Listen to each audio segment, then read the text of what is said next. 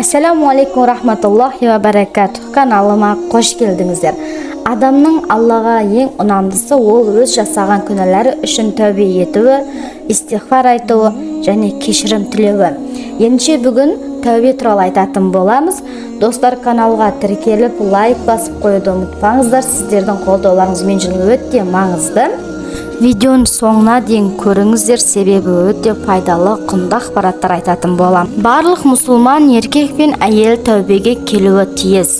Алла тағала Құранда былай деген: "Ва иман келтіргендер шынайы түрде тәубе етіп, Аллаға бет бұрыңдар." Басқа бір аятта: "Алланы ұмытқан, Алла да оларға өздерін ұмыттырған бейбақтар секілді болмаңдар. Хақ жолдан тайған күнәһарлар міне солар" деп айтылады. Аяттағы Алланы ұмытты деген сөз, Алла да оларға өздеріне ұмыттырды деген сөз болса, жаман нәрселерден бас тартуды, жақсы істерді жасауды Алла оларға ұмыттырып қойды деген мағынаға келеді. Айша анамызды радиаллаху анханың айтуына қарағанда, пайғамбарымыз саллаллаху алейхи уассалам былай деген: "Алламен жолығуды қалаған кісімен Алла да жолыққысы келеді. Онымен жолығуды қаламаған кісімен ол да жолығуды қаламайды" деген екен.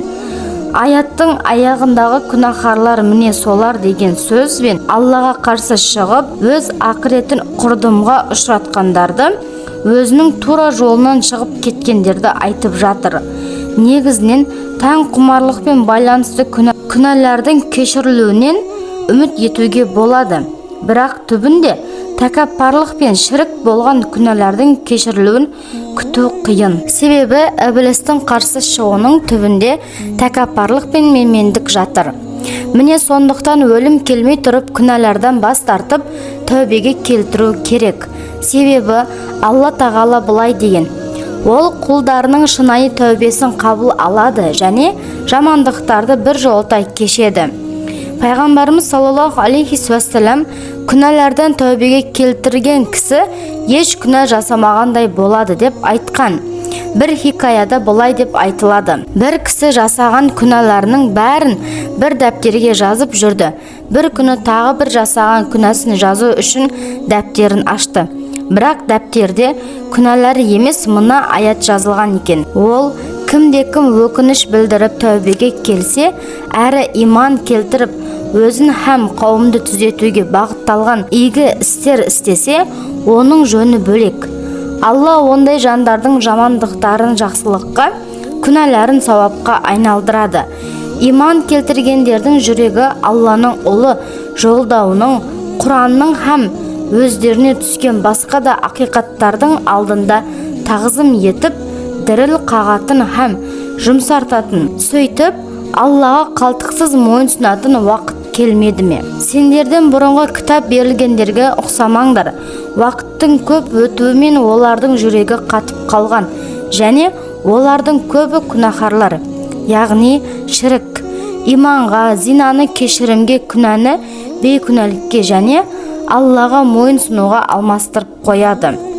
Әзірет Омар Мәдинаның көшелерін аралап жүріп, қойнына шарап қыстырып бара жатқан жігітті жолықтырып қалады. Омар радиаллаху анха: "Қойныңа не салып алғансың?" деп сұрайды.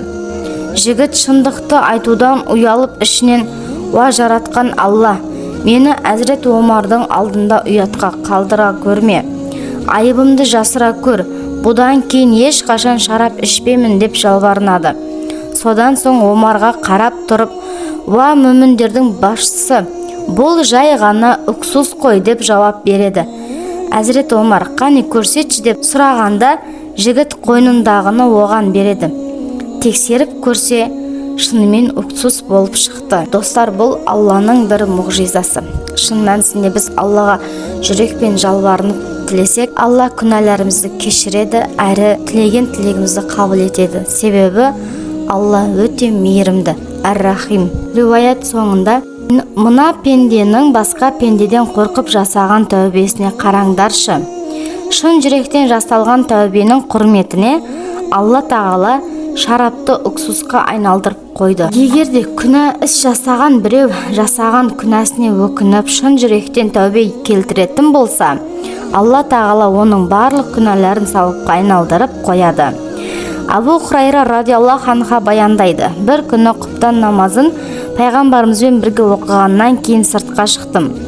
Жолда кетіп бара жатсам, алдымнан бір әйел шығып: Абу Хурайра, мен бір күнә жасап қойдым. Тәубе жасасам қабыл бола ма деді. Қандай күнә жасадың дедім мен. Зина жасап, кейін сол зинадан туылған баламды өлтірдім. Сен құрыпсың, анауың аз болғандай тағы бір жанның өмірін қиған екенсің. Енді тәубе жасасаң да болмас деп Алланың алдында ант ішемін деді. Мұны естіп, әйел естен танып қалды. Ол туралы ойланып бара жатып, өзімше, арамызда Алла елшісі саллаллаху алейхи уассалам тұрғанда мен үкім шығара салыппын ғой деп, дереу қайтып барып оқиғаны пайғамбарымыз саллаллаху алейхи уассаламға айтып бердім. Алла елшісі: өзің де күнәһар болдың, әйелді де құрдымға ұшыраттың. Олар Алламен қатар басқаны да құдай тұтып жалбарынбайды. Алланың өзі ардақтаған әрі жөн жосықсыз өлтірілуін харам қылған тірі жанды нақақтан нақақ өлтірмейді, зина жасамайды. Кімде-кім осы айтылғандардың бірін істесе, ауыр жазаға ұшырайды. Қиямет күні оның азабы еселене түседі, және ол сол азаптың құрсауында мәңгі бақи қор болып қала береді. Ал кімде-кім өкініш білдіріп тәубеге келсе, әрі иман келтіріп өзін һәм қауымды түзетуге бағытталған игі істер істесе, оның жөні бөлек. Алла ондай жандардың жамандықтарын жақсылыққа, күнәларын сауапқа айналдырады. Алла өте кешірімді, ерекше мейірімді. Фурқан сүресі 68-70 аяттар. Деген аятты естіген жоқ пе едің деді. Сонда жаңылыс үкім шығарғанымды түсіндім. Алла елшісінің саллаллаху алейхи уассалам жанынан шығып, менен үкім сұраған әйелді кім тауып береді деп айқайладым. Жас балалар Абу Хурайра ақылынан адасып қалыпты деп сыбырласа бастады. Мен оларға қарамай жүгіріп жүріп әлгі әйелді тауып, мәселені түсіндірдім. Ол қуанғаннан айқайлап жіберді. Сосын: менің бір бақшам бар, оны Алла және оның елшісі үшін садақа қылдым деді. Достар, осымен тәубе туралы бөліміміз аяқталды. Сіздерге ұнады деген үміттемін. Осындай пайдалы ақпараттардың кең тарауы үшін тіркеліп лайк басып, өз пікірлеріңізді жазуды, достарыңызбен бөлісуді ұмытпаңыздар. Келесі кездескенше сау болыңыздар.